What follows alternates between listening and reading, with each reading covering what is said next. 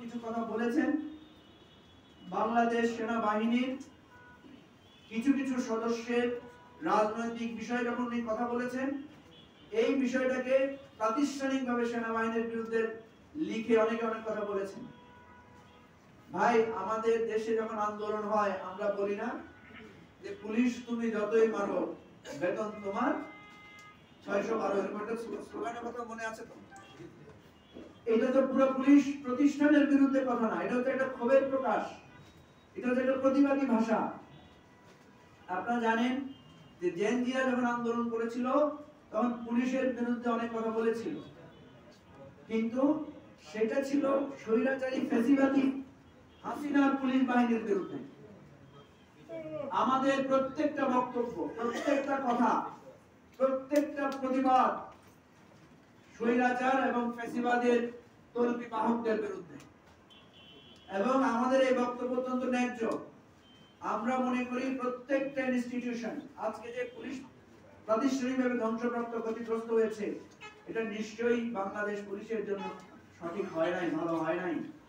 সুতরাং রাজনৈতিক লোকেরা যখন কোনো প্রতিবাদ করে, রাজনৈতিক লোকেরা যখন কোনো কথা বলে, তখন সেটা ধ্বংসের জন্য, উস্কানির জন্য বলে না, সেটা একটা দায়িত্ববোধের জন্য বলে, সতর্কতার জন্য বলে। সেজন্য আমি আজকে এখানে স্পষ্ট করে বলতে চাই, আমাদের বক্তব্য, আমাদের ভূমিকা, আমাদের রাজনৈতিক যে বিশ্লেষণ, প্রত্যেকটাই হচ্ছে আমাদের দেশের কল্যাণের জন্য, এবং এগুলো যদি মানুষ মেনে চলে, প্রতিষ্ঠানগুলো মেনে চলে, তাহলে সেটা আমাদের জন্য বৃহত্তর কল্যাণ ডেকে আনবে। আমরা দৃঢ়ভাবে বিশ্বাস করি বাংলাদেশ যে জায়গায় আছে, এই জায়গায় কেউ এককভাবে বাংলাদেশকে তুলে একটা সঠিক ডাইরেকশনে নিতে পারবে না। এটা ডক্টর ইউনূস একা পারবে না, উপদেষ্টারা একা পারবে না। কোন জরুরি অবস্থা জারি করেও দেশের এই পরিস্থিতিকে সঠিক পথে আনা সম্ভব নয়।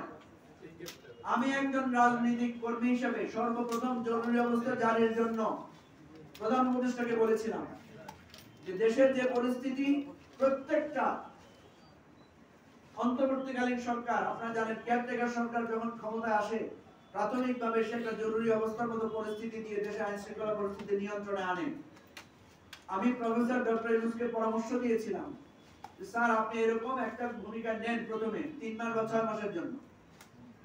উনি হেসে বলেছেন যে তুমি আমাকে এত কঠোর হওয়ার কথা বলছো, আমি তো এত কঠোর কখনো হতে পারবো না। প্রিয় বন্ধুগণ, হয়তো professor doctor Yunus was right.